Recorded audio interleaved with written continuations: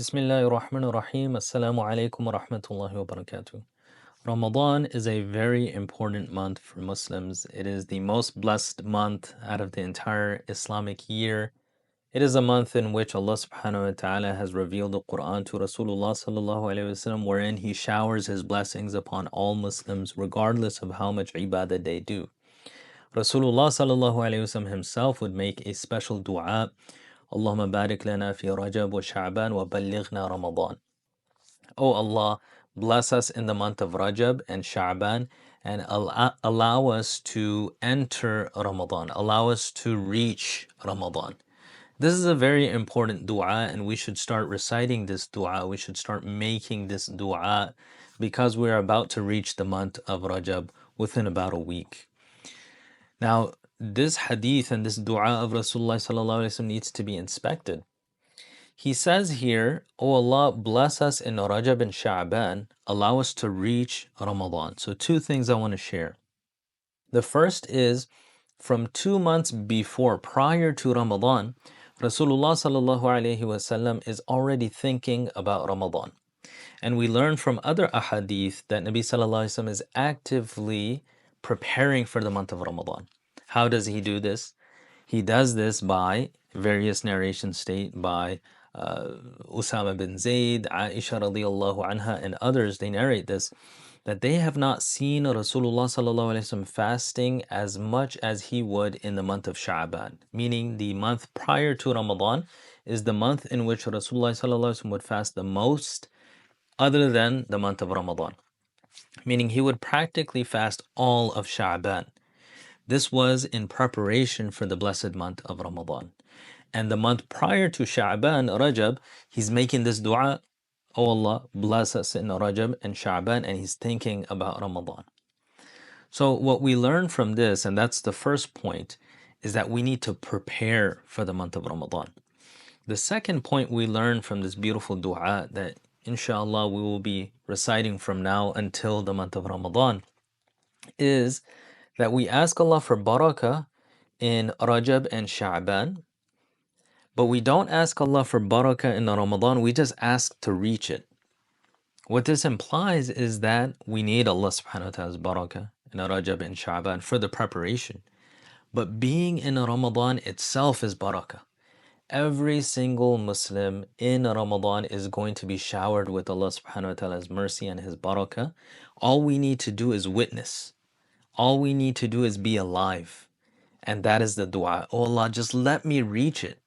We're so close. Oh Allah, please don't take my soul before that. I want to witness your blessings in the blessed month of Ramadan.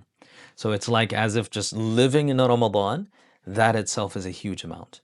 Now, some people are going to be blessed a certain amount. Some people are going to be blessed more based off of their actions. So that is why Rasulullah sallallahu alaihi wasallam would practically show us that we have to prepare for this. This is such a blessed month that we need to actually prep from before. And as I mentioned, Nabi sallallahu alaihi wasallam would fast practically all of Sha'ban in preparation for the month of Ramadan. Now, that being said, how do we prep for Ramadan? How do we prepare for this blessed month of Ramadan? We can prepare for Ramadan by first examining what occurs in the blessed month of Ramadan. In this month, Allah subhanahu wa ta'ala commands us to fast. So fasting is obligatory for every sane, mature Muslim. They must fast in this blessed month every single day. So that's either 29 or 30 days depending on the month, the moon sighting. So we have to fast. The second thing we know in the blessed month of Ramadan is that Taraweeh is an emphasized sunnah of Rasulullah sallallahu alaihi wasallam. Now, some people have a misconception that if they do not perform Salatul Taraweeh, then they cannot fast the next day. They're not correlated in that sense, meaning if someone does not perform Salatul Taraweeh, they still have to fast the next day. That is a misconception. However, it is a strong emphasized sunnah to to perform Salatul Taraweeh every single night of Ramadan and to do a khatam of Quran, meaning a complete recital of Quran. So there's two sunnahs in Taraweeh itself. Number one, to perform Salatul Taraweeh 20 rak'at, inshallah, every single night of Ramadan, whether that is 29 or 30 nights. The second sunnah is to complete a recital in Salatul Taraweeh. And this counts for the Imam as well as the followers. So a follower, as long as they're behind an Imam, they will be counted as doing a khatam. Now, it's really important that an individual is consistent with one Imam so that they get that second sunnah of doing a complete khatam, because different masajid and different Imams will stop at a different place, and so you might miss a little bit if you go to different masajid, then you'll miss out on that second sunnah. So that is one aspect of Ramadan, or I should say two: fasting in the daytime, standing in salah at night. Now, Salatul Tahajjud, up to 8 rak'at, is also recommended in the nights of Ramadan. That is the salah that precedes Salatul Fajr. So that is salawat and prayer that is greatly emphasized. The third thing that is greatly emphasized in the month of Ramadan is recitation of Quran in general. Ramadan is the month in which Quran was revealed.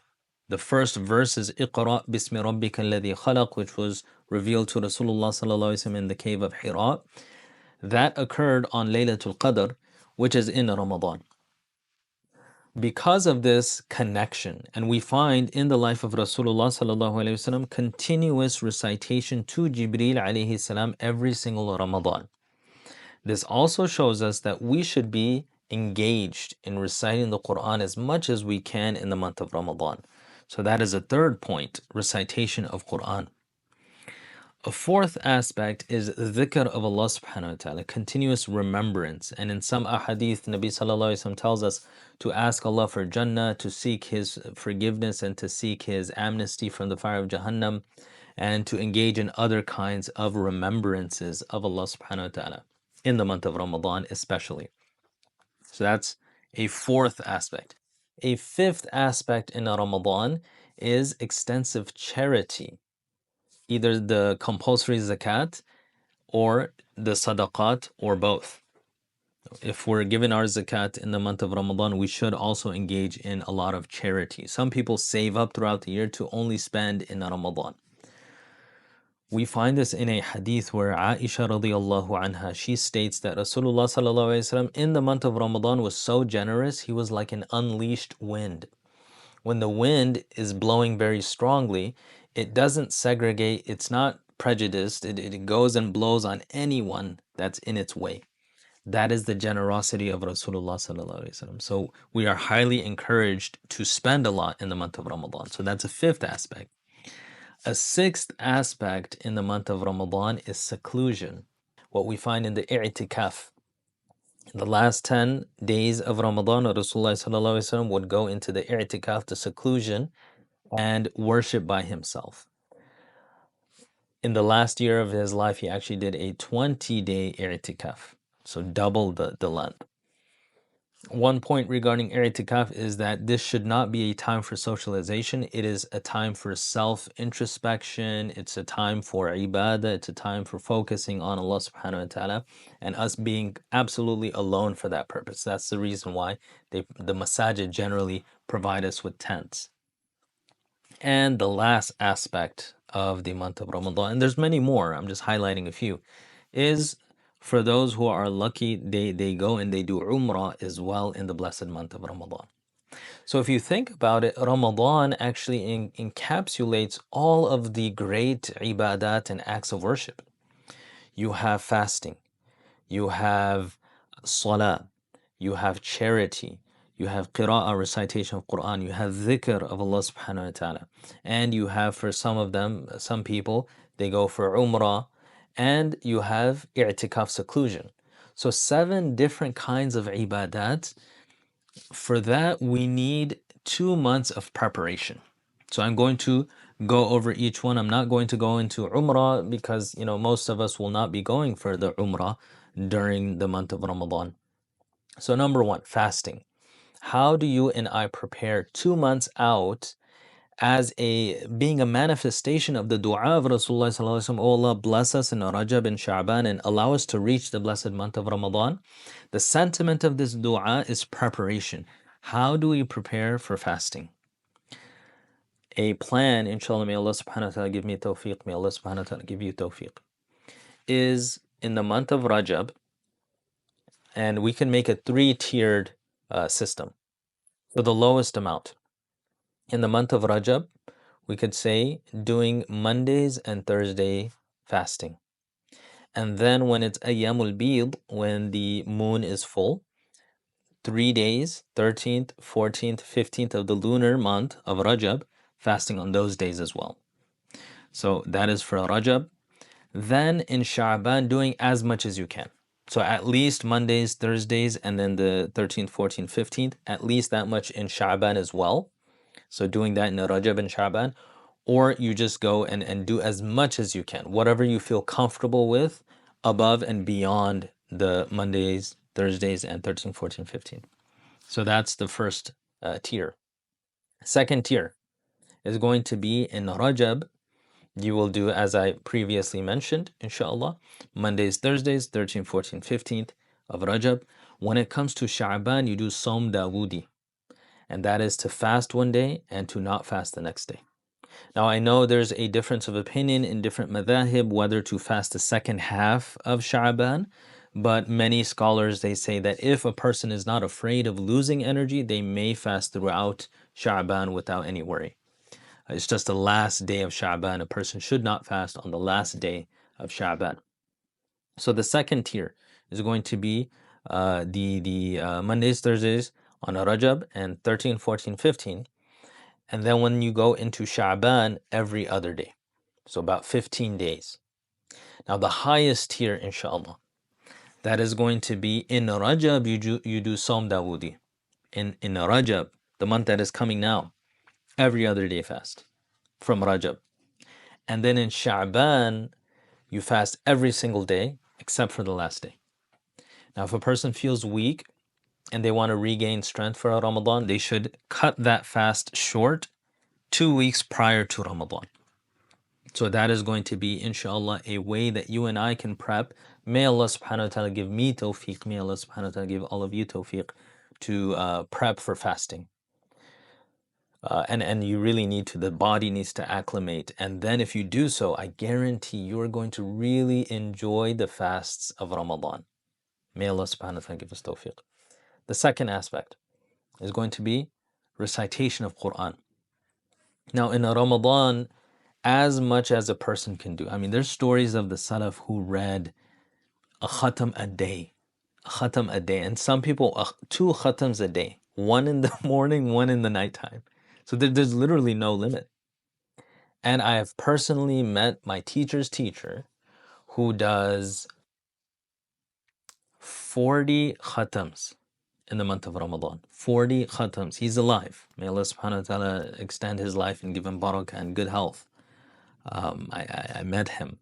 I was blessed to sit in his company. 40 khatams in the month of Ramadan. 1 khatam a day and 10 juz at night in salah. So there's still people like that. It's not just stories of the Salaf. There's still people doing that. So literally whatever we can do, that is highly recommended. Now to get us to be able to read a lot in Ramadan, it really depends on a person's level. So for a person who is not fluent with Quran, they find it difficult. For such an individual, I would not recommend an amount in terms of lines or pages. I would recommend time-based. For a person who is struggling with recitation, it's not something that they're used to. They're still learning how to put words together and pronounce. Set a timer. You can start with 20 minutes a day if you're not used to that. 20 minutes a day in Rajab. Every single day, 20 minutes you will dedicate to the Quran.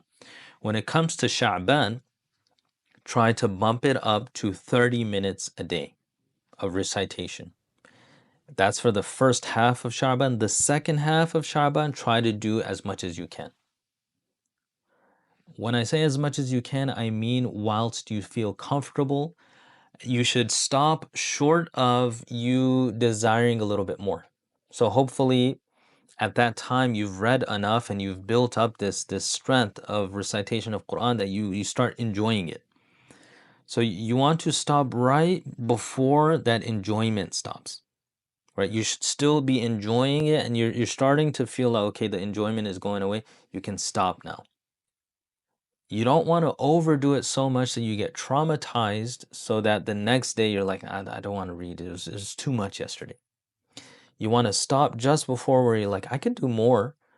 You stop there and that desire inside you will grow. And then the next day you will continue that, inshallah. Then when it comes to Ramadan, you do as much as you can, right? So that's for those who struggle with recitation. For those who are fluent in recitation, depending on how much you do, but if you're fluent, inshallah, within about 20 minutes, you can do half of a juz. Some people can do a whole juz in 20 minutes. I feel like you might be sacrificing some tajweed. So if you know your tajweed, you do not want to break the rules of tajweed. So you do about 20 minutes, and that we could say is about half juz. So aim for half juz throughout Rajab if you're not already doing it. If you're doing more than that, then what I'm saying is not even applicable to you. When it comes to Sha'ban, boost up to 1 juz a day. You could do that for the first 2 weeks, and then the second 2 weeks of Sha'ban, 1.5 juz, maybe even 2 juz. 2 juz of Quran, if you can do that. And then in Ramadan, try 3 juz a day. Attempt 3 juz a day. Now, if you're doing more than that, alhamdulillah, I mean, you don't need me to say anything. And then the highest tier, Hafidhul Quran, you should try 1 in Rajab, 1 juz, 1.5, or even 2 juz a day. Recitation. Now, if you're prepping for Taraweeh, that's different. You just do your preparation. You don't have to worry about how much you're reading. You just worry about prep, and that's throughout Ramadan. But if you're not, 1.5 to 2 juz a day in Rajab. When it comes to Sha'ban, 3 juz a day. Then when you get into Ramadan, see how much you can do. Inshallah, you will become very comfortable with recitation. There is this aspect when it comes to recitation of the loosening of the muscles of the mouth.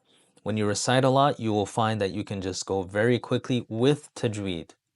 And if you find that if you haven't been reciting and then you start suddenly again, you find that the mouth is very lethargic in moving and pronouncing correctly. So this is going to develop that shauq, that love, that desire for recitation. So that is the second point. The third point is going to be salah. We all experience the first night of Taraweeh is brutal. Our knees hurt, our backs hurt. It's very difficult. Why? Because we're not preparing from before. So my recommendation for the month of Rajab, the lowest tier, after Salatu al-Isha, before your witr, add an extra 2 rak'ahs. And every single week, and you do this without fail, every single Salatul Isha, every night. Now, I do want to make a caveat. If there are those amongst you who are struggling to do the 5 times Salah, then you focus on the 5 times Salah in Rajab. In Sha'ban, you focus on the 5 times Salah and add the Sunnahs. So that's going to be the lowest tier, I would say. A tier higher than that, you're already doing the fara'id, you're already doing the sunnah.